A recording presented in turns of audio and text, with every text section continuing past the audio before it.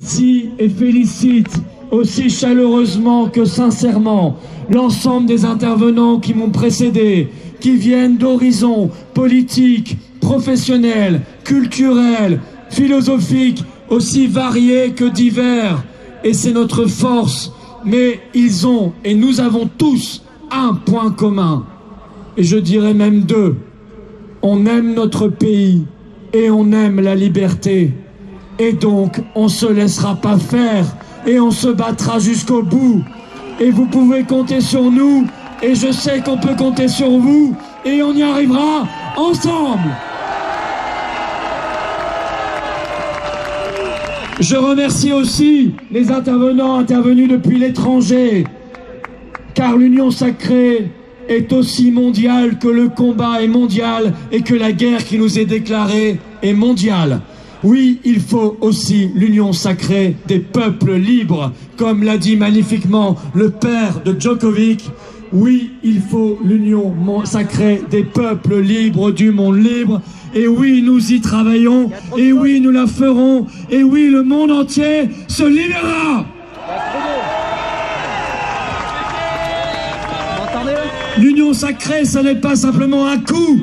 Ça n'est pas simplement une manifestation le 8 janvier. Il faut que ce soit maintenant solide, installé, permanent. Je proposerai qu'un comité de liaison permanent nous permette de coordonner nos actions, d'en mener tous azimuts, juridiques, politiques, culturels, populaires, médiatiques, tous azimuts, il faut se battre, car c'est dans l'union qu'on bâtit, c'est dans l'union qu'on construit, et c'est dans l'union qu'on gagne et qu'on l'emporte. Dans cette union, il y a les restaurateurs, il y a les artistes qui élèvent l'âme, il y a les sportifs, il y a les étudiants, il y a les commerçants, il y a les fonctionnaires, les soignants, les médecins, du moins ceux qui n'ont pas oublié leur serment d'Hippocrate. Nous en avons cité quelques-uns. Permettez-moi de remercier tous ces soignants admirables qui n'ont pas cédé aux sirènes des conflits d'intérêts et de la corruption. Ils sont dans les médias très rares, mais dans la vraie vie, ils sont une majorité. Nous pouvons les applaudir.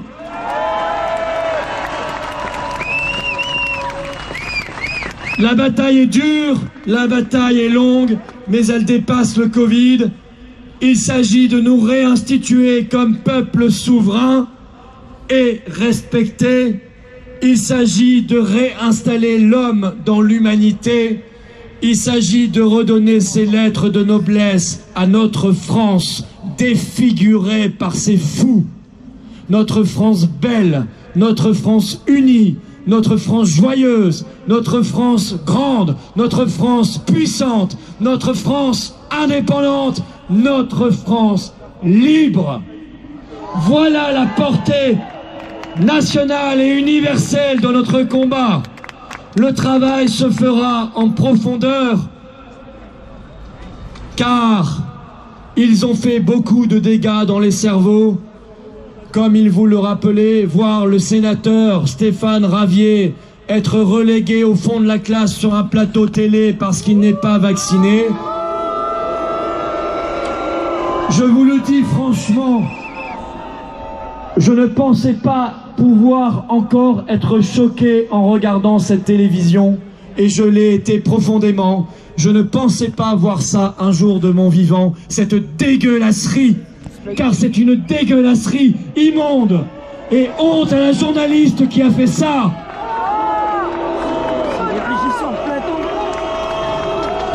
Mais le fait qu'il n'y ait pas eu d'émoi national en dit long sur les dégâts qu'ils ont faits dans les esprits. Il nous faudra réparer les choses. Notre pays est bien malade, mais ce n'est pas du Covid dont il est malade. Il est malade d'inhumanité. Et nous devrons réinsuffler l'humain. Même chose quand on voit tous ces débats. Faut-il continuer de soigner les non-vaccinés ? Faut-il, autrement dit, laisser crever des millions de Français? Mais ces gens sont fous. Ils sont aussi fous qu'indignes. Oui, le travail se fera en profondeur, car ils ont détraqué beaucoup d'esprits par la peur et par la propagande.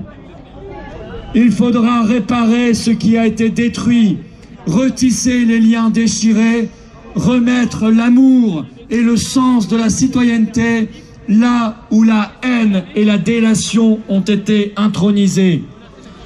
Passionnant, noble, dur est notre combat, mais il en vaut la peine, et j'ajouterai, nous n'avons de toute façon pas le choix.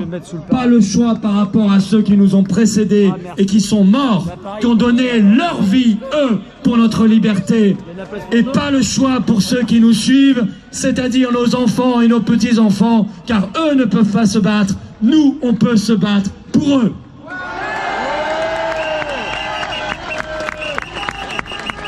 Ce combat nécessite bienveillance, intelligence, force, courage, ténacité et surtout unité.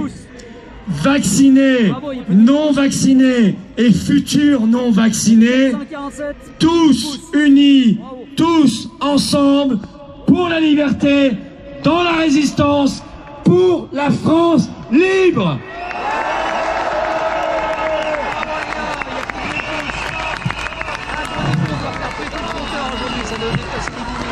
Bravo à vous! Liberté! Liberté! Liberté! Liberté!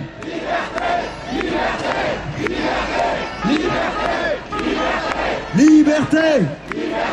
Liberté! Liberté! Liberté!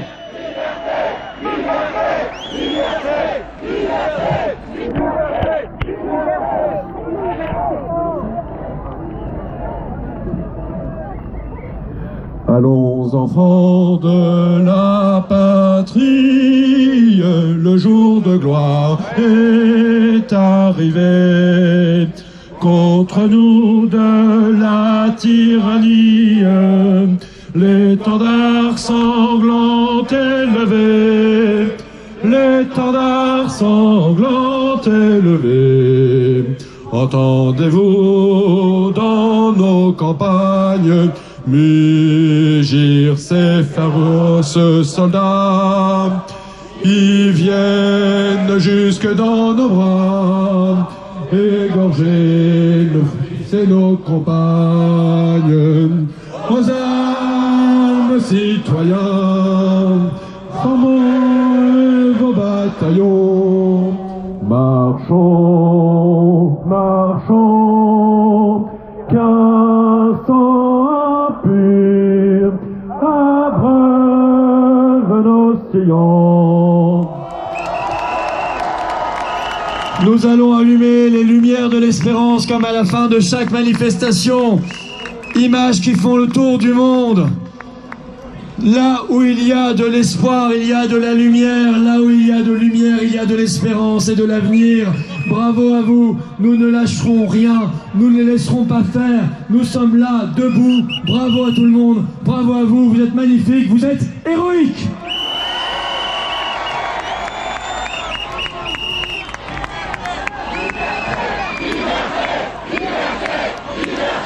Liberté! Liberté!